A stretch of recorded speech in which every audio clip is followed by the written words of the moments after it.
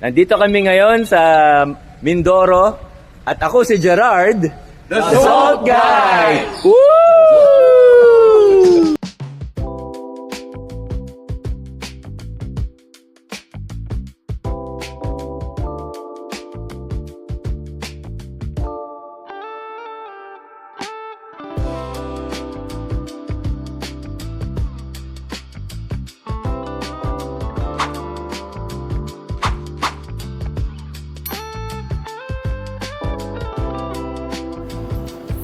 Ang Mindoro Province ay nagpo-produce ng 65,000 hanggang 150,000 metric tons ng asin depende sa haba at tindi ng init ng dry season.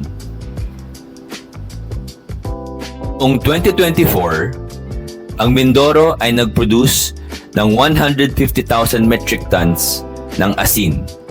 Ang Mindoro ay may higit na 1,100 hectares ng salt farms sa ngayon at meron pang available na thousands of hectares for salt farm development. Simula ang paggawa ng asin sa flooding ng seawater. Proceed naman tayo sa evaporation ng seawater kung saan unti-unting umaalat ang seawater na nagiging brine. Paalat na ang brine, dadalhin na to sa pond na tinatawag na angkawan or feeder ponds.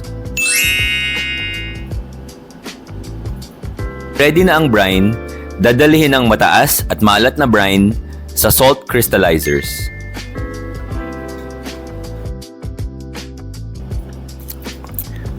Dito magpo-form ang asin at pwede na siyang i-harvest. Nandito tayo ngayon sa San Jose, Mindoro, kung saan nasa kaligitnaan na tayo ng pag-harvest ng asin. Ito si Nikki Lasak. Hi Nikki, siya yung General Manager ng Tamaco, the Tamaraw Salt Producers Cooperative here in Mindoro. Yung pinagkaiba nito, ito kagandahan nito na mas maganda siyang gamitin sa ating pagluluto, sa ating pagkain. Ang bayan ng Magsaysay ay nag-aasin since baka hindi pa nga ako pinapanganak eh. Napanood mo kanina sa yung video presentation, yung isang matanda, nag-aasin sila dito since 1970. I was born na 1969. Kaya't ang mga mag-aasin namin dito talagang experience kung paano magtasik sa paalatan, kung paano kumayod ng asin. Kaya naaano namin yung quality. Ngayon at this time, April, ang quality ngayon talagang perfect na, puro white na ang salt namin. Nasa buyer na lang yan kung anong gusto nila magiging kulay nung sack. Okay. Oo, para sa classification, nasa kanila na yun. Pero talagang ang salt namin dito sa Occidental Mindoro, napakaganda at napakaputi. So Jared, parang tumatayo ang balahibo ko kung pati asin ba naman ay kinakain natin imported. So no, saka ito, it's solar energy, environment friendly, then back to basics.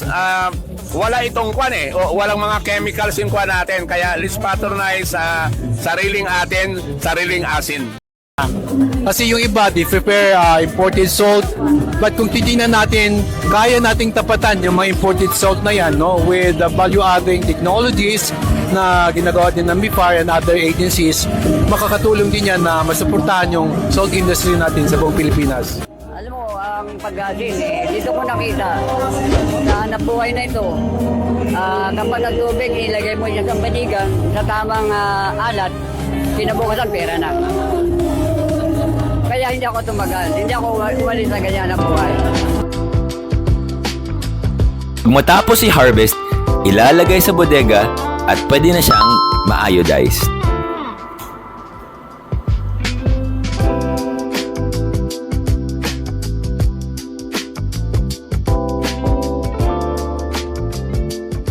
Nandito ako sa San Jose, sa Banigan, sa Mindoro, sa kalagitnaan ng init ng araw para maranasan natin ang paggagawa ng asin.